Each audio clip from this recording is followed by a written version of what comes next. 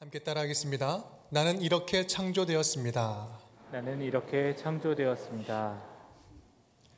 2022년 새해 첫 주일을 맞이했습니다. 새해를 희망차게 열어주신 하나님께 감사와 영광을 올려드립니다. 올해 우리 운정교회 표어가 있죠. 여러분 아시죠? 함께 읽어볼까요? 믿음의 뿌리가 견고한 교회. 저와 여러분의 신앙이 좀 더 견고한 믿음으로 업그레이드 되기를 바라는 마음으로 이렇게 함께 정했습니다. 왜 우리의 신앙이 업그레이드가 필요할까요? 코로나 2년을 지나면서 우리는 우리의 신앙의 현주소를 발견하게 되었습니다. 시련도 시련이지만 생각보다 우리의 믿음의 뿌리가 참 약하구나라는 생각을 하게 되었습니다. 어느 때보다도 성숙한 신앙이 필요한 때임을 느낍니다. 성숙한 신앙이란 한마디로 말하면 영적인 기복이 없는 신앙을 말합니다. 어려움과 고난, 갈등은 언제나 누구에게나 찾아옵니다. 다만 성숙한 성도는 어떤 상황에서도 요동치는 것이 적다라는 거예요. 얼마나 흔들리지 않는 믿음을 가졌는지가 성숙한 믿음의 척도요 기준이 될 수 있다라는 말씀입니다. 우리는 너나 할 것 없이 지난 시간을 보내오면서 참 힘든 상황으로 인해서 믿음의 가지가 부러지기도 했고 이파리가 다 떨어져 버리기도 했고 어떤 이는 신앙의 뿌리가 드러나고 어떤 분들은 신앙의 뿌리가 뽑히기까지 했습니다. 바라기는 새해에는 우리 운정의 모든 가족들이 영적인 내공이 깊어지는 한 해가 될 수 있기를 간절히 바랍니다. 모두가 성숙한 신앙인이 되기를 꿈꾸고 영적인 조울증에서 벗어나서 어떤 풍파가 온다 할지라도 믿음의 공동체 안에서 흔들리지 않는 자녀들이 다 될 수 있기를 주님의 이름으로 축원드립니다. 지난 송구영신 예배 때 우리 운정교회가 2022년도에 나아가야 할 방향에 대해서 소개하고 말씀을 드렸습니다.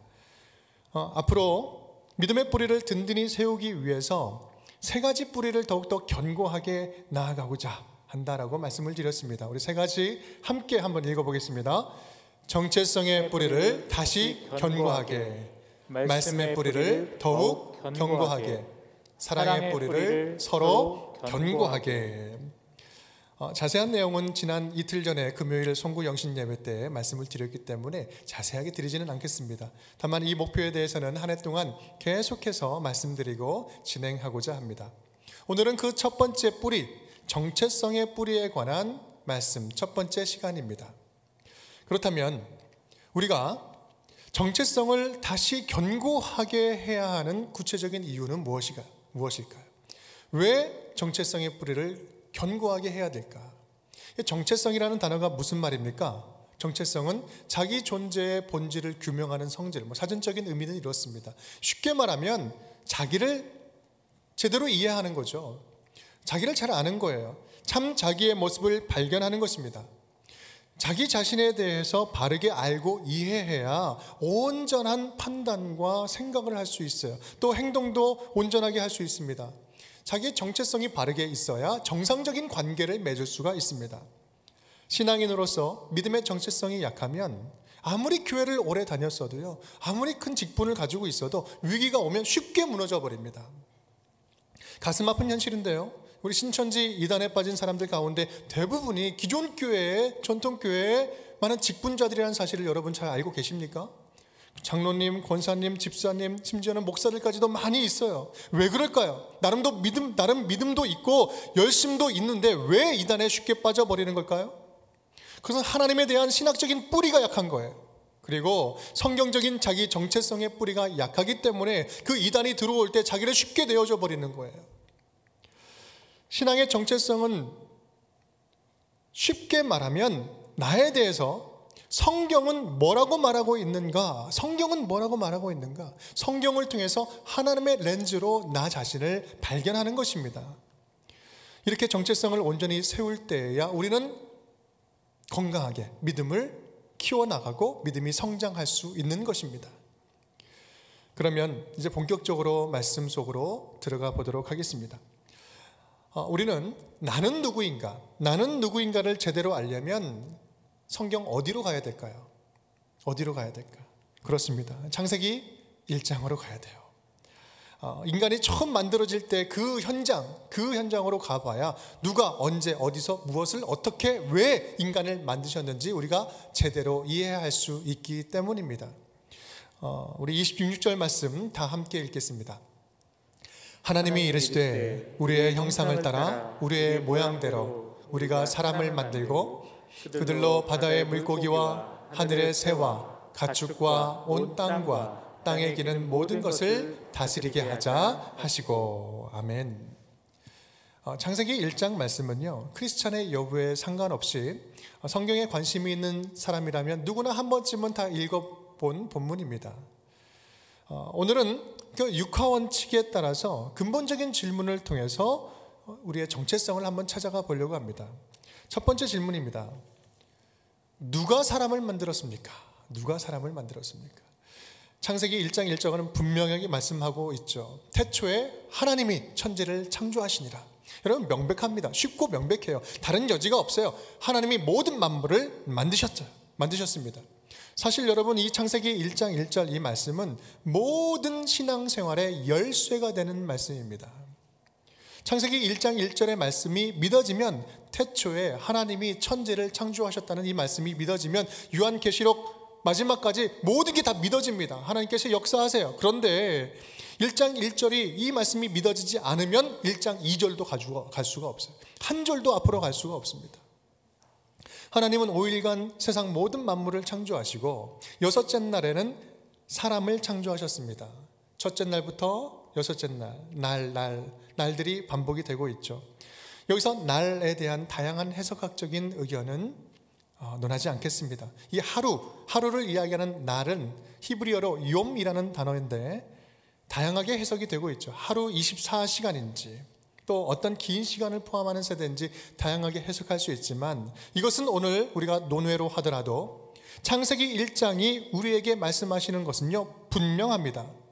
모든 만물보다 먼저 계셨던 분이 계시는데 바로 하나님이 이 모든 만물을 창조하셨다라는 거예요. 하나님은 인간이 어떤 필요로 위해서 만들어낸 존재가 아니라 하나님이 모든 걸 창조하셨고 세상 모든 역사의 주어는 단 한 분, 오직 하나님 한 분이시라는 말씀입니다. 여러분, 너무나 당연한 말 같지만 우리가 정체성을 찾아갈 때 이건 정말 중요한 명제입니다. 왜 그렇습니까? 나를 만드신 이가 하나님이시라면 나라는 존재의 의미는 어디 가서 찾아야 돼요? 오직 하나님께만 가서 찾을 수 있는 거예요. 오직 하나님 안에서만 존재의 의미를 찾을 수 있는 것입니다. 이 말은 하나님을 떠나서는 나 자기 자신을 절대로 이해할 수 없다라는 거예요. 하나님을 통해서만 나를 발견할 수 있는 겁니다. 사랑하는 연인들 알콩달콩 이야기하는 내용들을 듣다 보면 이런 이야기 할 때가 있죠. 네가 없는 이 세상 아무런 존재의 이유 없어. 아무런 의미 없어. 세상도 의미 없고 내 존재도 의미 없어. 여러분, 아니에요.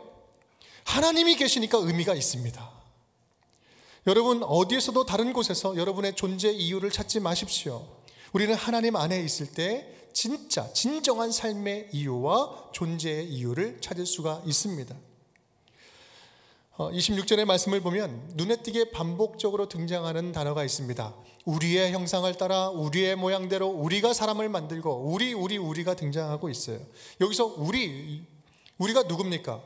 바로 성삼위 하나님, 성부, 성자, 성령 하나님, 삼위일체 하나님을 말합니다. 삼위일체 하나님께서 함께 사랑으로 연합해서 인간을 만드셨어요.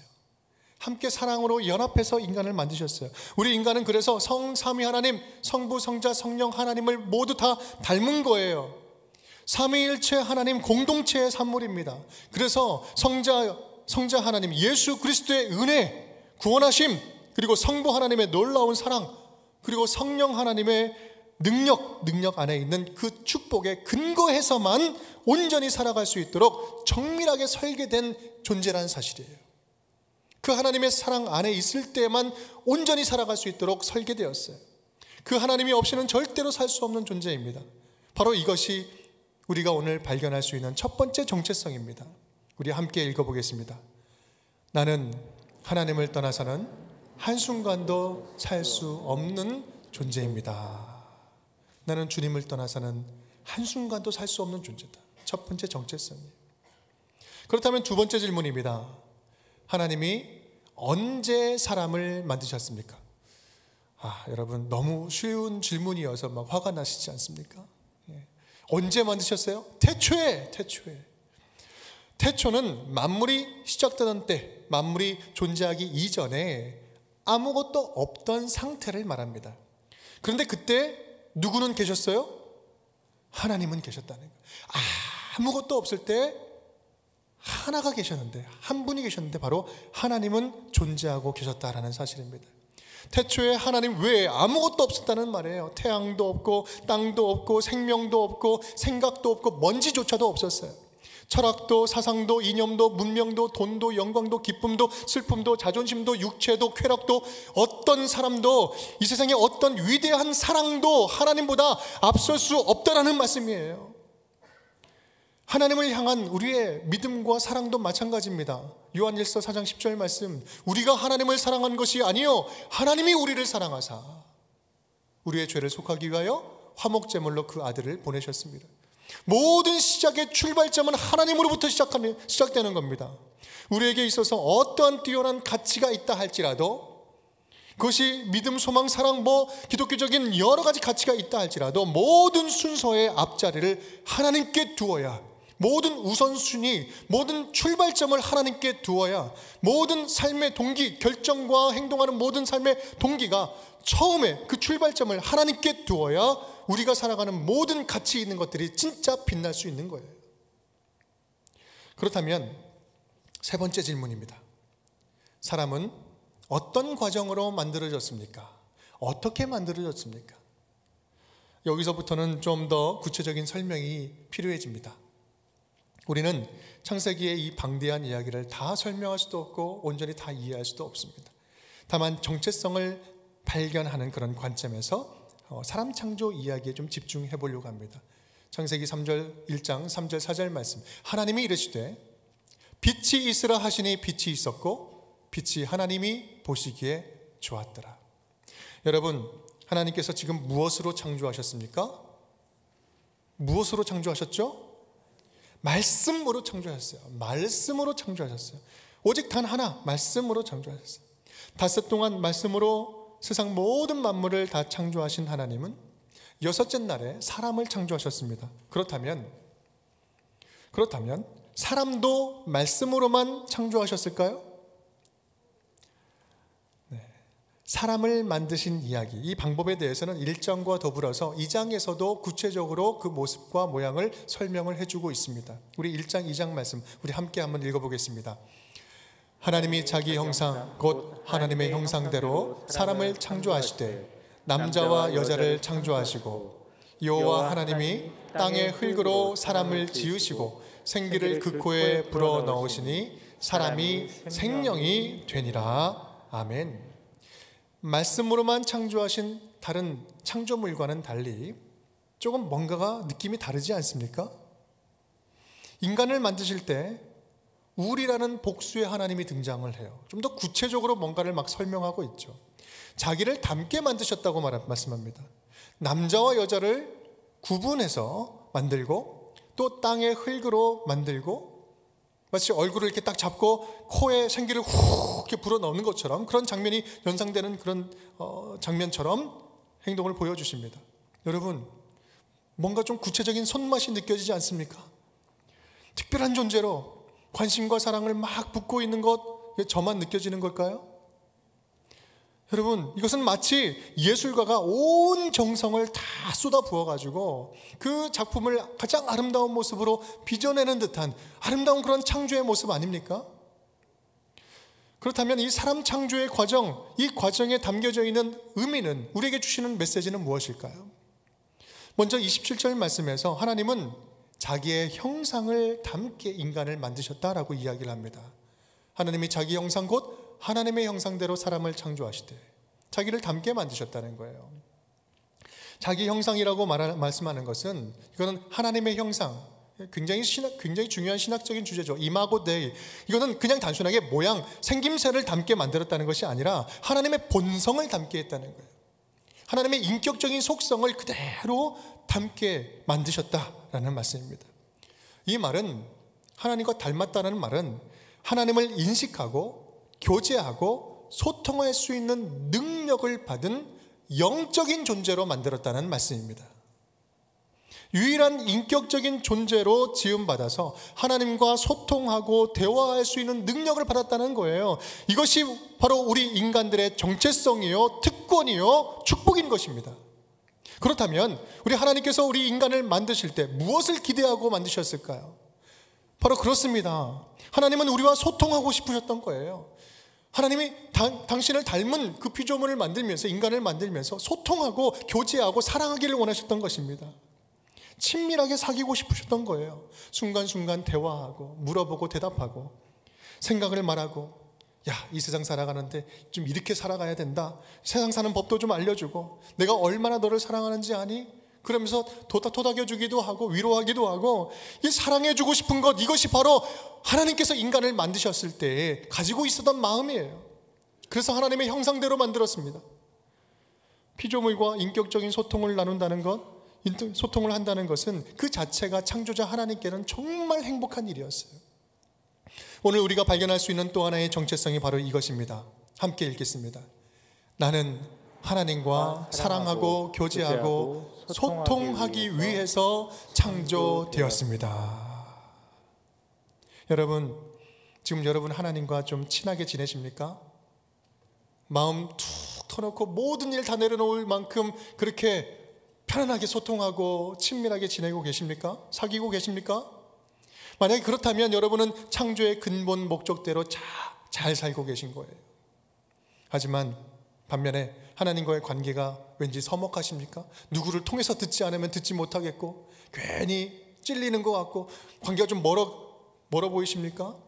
그렇다면 그 이유만으로도, 그 자체만으로도 하나님께서는 슬퍼하고 계십니다. 하나님께서는 지금 여러분과 친밀한 관계를 회복하기를 원하세요. 또 우리 27절 하반절 말씀을 보면 남자와 여자를 창조하셨다라고 말씀을 합니다. 하나님이 자기 형상 곧 하나님의 형상대로 사람을 창조하실 때 남자와 여자를 창조하시고, 성경은 인간 창조에 있어서 남자와 여자를 분명하게 구분하여서 말하고 있습니다. 남자와 여자에게 동등한 자격을 부여하고 있는 것입니다. 또한 여기에는 분명히 남자는 남자로서, 여자는 여자로서의 그 관심과 목적을 가지고 하나님의 뜻을 가지고 하나님께서 지으시고 만드셨다라는 말씀, 그런 의미가 들어있어요. 남자일 뻔한 여자, 여자일 뻔한 남자, 그런 사람은 없어요. 중간 어디쯤에 있는 다른 성은 존재하지 않습니다. 동성애 젠더 이슈에 대해서는 다음 기회에 제가 좀 더 구체적으로 말씀을 드리도록 하겠습니다. 중요한 것은 남자에게는 여자가 필요하고 또 여자에게는 남자가 필요합니다. 함께 외롭지 않도록 서로 짝을 이루어 사랑하며 살도록 그렇게 설계된 거예요. 창세기 2장 18절 말씀, 사람이 혼자 사는 것이 좋지 아니하니 다 함께 내가 그를 위하여 돕는 배필을 지으리라 하시니라. 아멘. 돕는 배필을 지으라. 홀로 독초하는 것이 좋아 보이지 않는다. 이 돕는 배필이라는 것은 우리가 돕는다 하면 그냥 한쪽이 한쪽을 전적으로 지원하는 것처럼 느껴질 수 있는데, 일방적인 지원의 개념이 아니라 서로 돕고 서로 도우며 살아가는 존재, 평등한 존재라는 의미가 담겨져 있습니다. 정리하면 하나님께서는 남자는 남자로서, 여자는 여자로서 분명한 목적과 이유를 가지고 각각 한 사람 한 사람을 창조하셨고 그들이 서로 돕고 서로 사랑하면서 살도록 설계하셨다라는 말씀입니다. 여러분, 우리를 이 땅에 보내신 하나님은요, 실수가 없으신 분이십니다. 실수가 없으신 분이십니다. 우리는 부모의 실수로 태어났다라는 말을 흔히 듣기는 하지만, 들을 수는 있어도 그 실수마저도 하나님께는 실수가 될 수가 없습니다. 왜냐하면 모든 생명의 주인은 하나님이시기 때문입니다. 하나님께서 모든 계획을 가지고 이 땅에 저와 여러분을 지금 있는 그 자리에 보내주신 거예요. 분명한 역할을 주시면서 여러분들의 삶의 현장에, 그리고 여러분의 가정에 여러분을 보내주셨습니다. 어떤 이는 사랑하는 아내로 만나게 하시고 보내주셨고, 어떤 이는 누군가의 아들로 보내주셨어요. 또 어떤 이는 누군가의 그 가정에 꼭 필요한 어머니로 여러분을 보내주셨습니다. 또 어떤 이는 이 가정에 반드시 없어서는 안 되는 아버지로, 남편으로 저와 여러분을 보내주신 것입니다. 분명한 이유가 있어서 보내주셨어요. 여러분, 우리는 선택할 수 있는 것이 있고 선택할 수 없는 것이 있습니다. 선택할 수 없는 것을 선택하려고 하면 하나님 안에서의 질서가 파괴되는 거예요. 남자와 여자는 하나님이 선택하셨고, 우리들의 부모도 하나님께서 선택하시고, 가정도 선택해서 하나님이 선택해서 우리를 보내주셨어요. 하나님의 선택을 존중하고 신뢰하고 받아들일 때 우리는 비로소 하나님의 어떠한 말씀에도 순종할 수 있는 진정한 하나님의 자녀가 될 수 있는 것입니다. 여러분, 하나님 다 알겠는데요, 다 믿겠는데요, 제가 이것만큼은 내 생각이 맞는 것 같아요. 내가 이거는 마음대로 할게요. 이게 있을 수 없다라는 거예요. 그래서 우리는요, 어느 누구도 포기할 수 없어요. 포기해서는 안 됩니다. 있는 그대로 받아들여줘야 됩니다. 자기 자신조차도 인정하고, 있는 그대로 인정하고 받아들이고 살아가야 됩니다. 포기하면 안 돼요. 절대로 포기하면 안 됩니다. 왜냐하면 우리 모두는 하나님께서 선택하여 주신 것이기 때문에, 하나님이 선택하시고 있는 모습, 그대로의 모습을 하나님께서 사랑하고 계시기 때문입니다. 사랑하는 여러분, 우리는 어쩌다 우연히 살다 보니 여기까지 온 것이 결코 아닙니다. 하나님의 계획이 있고 목적이 담겼고 하나님이 인도하여 주셔서 여기까지 올 수 있었습니다. 바로 여기에 우리의 세 번째 정체성이 있습니다. 함께 읽겠습니다. 나는 하나님의 분명한 목적과 계획을 가지고 창조되었습니다. 우리가 이 사실을 믿는다면 우리가 구체적으로 해야 될 것이 무엇이 있을까요? 나를 향한 하나님의 계획, 우리를 향한 하나님의 뜻, 하나님께서 내게 원하시는 것이 무엇인지, 하나님께서 내게 바라시는 것이 무엇인지, 그것을 묻고 구하고 듣고 순종하기를 다짐하면서 나아가는 거 아니겠습니까? 우리 크리스찬으로서 열심히 기도해야 되죠. 기도로 충만해야 되죠. 무엇을 기도하는 거예요? 그것이 바로 이것을 기도하는 거예요. 하나님의 뜻을 구하는 거예요. 내가 살아가는 현장 속에서 나의 삶 가운데 하나님의 뜻이 무엇입니까? 그것을 이루기 위해서 주님, 내게 능력을 허락하여 주시옵소서, 긍휼히 여겨 주옵소서. 우리가 기도해야 할 내용이 바로 이 내용인 거예요. 여러분, 이제 마지막 질문입니다. 그렇다면 하나님은 사람을 만드셔서 그들에게 어떤 일을 맡기셨을까요? 어떤 일을? 하나님은 당신을 닮은 사람을 이 땅에 두시면서 원하셨던 게 무엇일까? 28절 말씀에 오늘의 정체성, 마지막 정체성이 담겨져 있습니다. 함께 읽겠습니다. 하나님이 그들에게 복을 주시며 하나님이 그들에게 이르시되 생육하고 번성하여 땅에 충만하라. 땅을 정복하라. 바다의 물고기와 하늘의 새와 땅에 움직이는 모든 생물을 다스리라 하시니라. 아멘. 생육하고 번성하라 라는 이 복은요, 22절 그 앞에 보면 22절에 다른 피조물을 만들 때도 주셨던 복이에요. 그런데 인간에게는 28절에 특별히 더한 복을, 또 다른 복을 더해 주십니다. 그것은 바로 다스리는 복이에요. 다스리는 복. 성경에 다스리다, 지배하다, 통치하다 라는 단어는 히브리어로 크게 두 가지가 있는데, 하나는 마샬, 그리고 하나는 라다라는 겁니다. 대부분 마샬이라는 단어를 써요. 마샬은 강제로 통제하는 의미로서의 우리가 일반적으로 생각하는 지배하고 통치한다, 이런 단어입니다. 대부분 그 단어를 쓰는데, 오늘 읽은 1장 28절 말씀에서는 라다라는 단어를 쓰고 있어요. 아니, 드문 단어예요. 이거는 모세오경에서 한 6번밖에 등장하지 않는 드문 단어입니다. 하나님이 인간에게 다스리는 복을 주셨는데, 이 통치권은 군림하고 착취하고 억압하는 다스림이 결코 아니라 잘 관리하고 경영하는, 오히려 섬기는 청지기로서의 다스림, 라다로서의 다스림을 우리에게 주신 겁니다. 잘 다스리고 경영하는 복을 주신 거예요.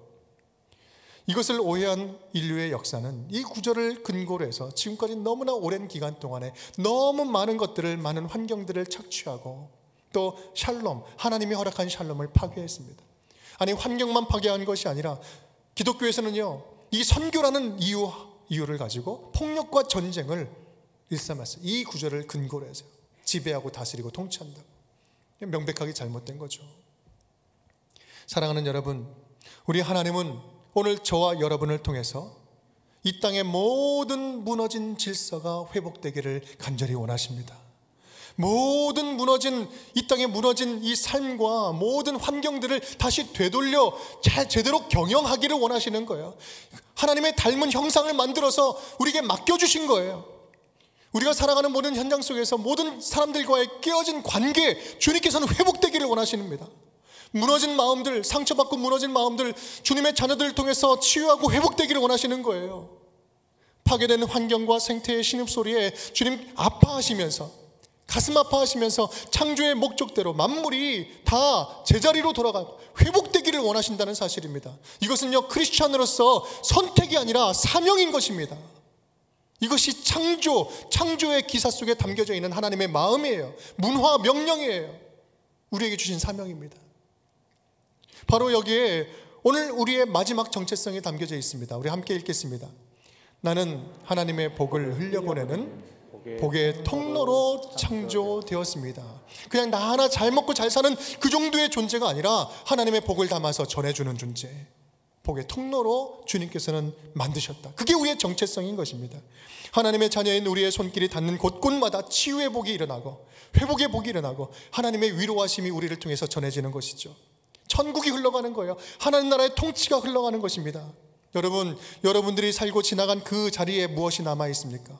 뭔가 치유되고 회복되고 기쁨이 남아 있습니까? 아니면 꼭 내가 지나간 자리는 상처가 남아 있습니까? 아니면 아무것도 남아 있지 않고 흔적도 뭐도 없습니까? 하나님의 형상을 가진 자녀로서 이 땅을 적극적으로 천국으로 변화시켜 살아가는 것, 천국으로 변화시켜 가는 것, 이것이 바로 창세기 1장에서 우리에게 주시는 정체성인 것입니다. 오늘 우리는 창조 이야기를 통해서 우리의 이 정체성을 한번 살펴보았습니다. 크게 4가지 보았죠. 함께 다시 한번 읽어볼까요? 나는 하나님 없이는 한순간도 살 수 없는 존재로 창조되었습니다. 나는 하나님과 사랑하고 교제하고 소통하기 위해서 창조되었습니다.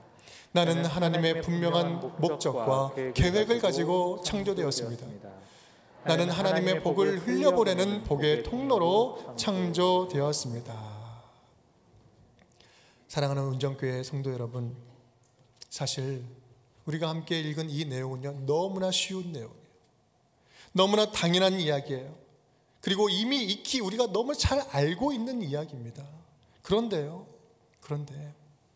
제가 여러분 함께 신앙생활하면서 목사로서 여러 가지 문제, 정말 감당지 못할 여러 가지 문제들을 같이 함께 보고 상담을 하게 되는데, 이런 신앙의 문제들을 상담하면서 거슬러서 올라가면요, 대부분의 문제가 이 정체성의 문제에 부딪힙니다. 상당 부분 많은 문제들이, 거의 대부분의 문제들이 이 근본적인 정체성의 문제로부터 시작되는 경우들이 너무나 많아요. 이 기본적인 문제에서 다 넘어지는 거예요. 마치 아닌 것처럼 가려져 있지만 거슬러 올라가면 이 정체성, 이 기본적인 것에서 우리는 하염없이 쓰러집니다. 하나님의 자녀됨을 깨닫지 못해서, 하나님의 자녀됨을 잃어버리니까 내가 무엇을 어떻게 기뻐하며 하나님의 기쁘심을 살아가는지 알지 못하는 거예요. 내가 왜 살아가는지 존재를 잃어버립니다. 하나님과 소통함을 잃어버리니 순간순간 여러 어려움들이 찾아올 때 어떻게 이겨내야 될지, 하나님과 어떻게 붙잡고 나아가야 될지 기도하지도 못하고 하나님과 함께 이겨내지 못합니다. 하나님의 사랑을 알지 못하니까 그 사랑을 전할 수도 없고 나눌 수도 없고 그것을 경험할 수도 없어요. 그러니까 헤매고 넘어지고 방황하게 되는 것입니다. 나를 향한 하나님의 목적을 알지 못하니 내가 원하는 대로 마음대로 살다가 넘어지면 일어날 소망을 잃어버리는 거예요. 소망이 없는 거예요. 하나님이 기뻐하시는 것이 무엇인지 알지 못하니까 서로 상처만 주고 그것이 당연한 것처럼 그냥 묻고 지나가며 그것이 내가 주인된 삶을 살아가는 그런 모습을 살아간다는 것입니다. 여러분, 바라기는 새해를 맞이하는 첫 주일, 우리 창세기에 나타난 우리의 정체성을 다시 한번 온전히 깨달을 수 있기를 간절히 축복합니다. 분명히 우리의 정체성, 하나님 안에서의 정체성을 바로 세움으로 우리의 믿음의 기초가 굳건해질 수 있기를 간절히 바랍니다. 나는 이렇게 창조되었습니다. 오늘 이 말씀이 믿음의 기초돌이 될 수 있기를 간절히 바랍니다. 그리하여 2022년도 믿음의 뿌리가 견고해지는 행복한 영적 성장의 여정을 함께 걸어가는 우리 운정의 모든 가족 식구들이 될 수 있기를 주님의 이름으로 축복합니다. 함께 기도하겠습니다. 사랑과 은혜가 많으신 아버지 하나님, 오늘 창세기 1장 말씀을 통하여서 우리가 어떤 존재로 태어났는지 다시 한번 아주 기초적인 이야기를 살펴보았습니다. 우리의 삶에 여러 가지 문제들이 발생되지만 하나님, 기본기가 단단할 때 우리가 온전하게 신앙이 성숙하게 될 줄 믿습니다. 아버지, 우리 사랑하는 모든 자녀들에게 모든 인생은 하나님으로부터 시작하는 은혜를 허락하여 주옵시고, 하나님과 더욱더 친밀한 소통과 교제를 나누게 하여 주옵시고, 하나님의 복을 나누며 전하며 천국의 삶을 선포하며 살아가는 주의 자녀들이 다 되게 하여 주시옵소서. 예수 그리스도 이름으로 축복하며 기도드리옵나이다. 아멘.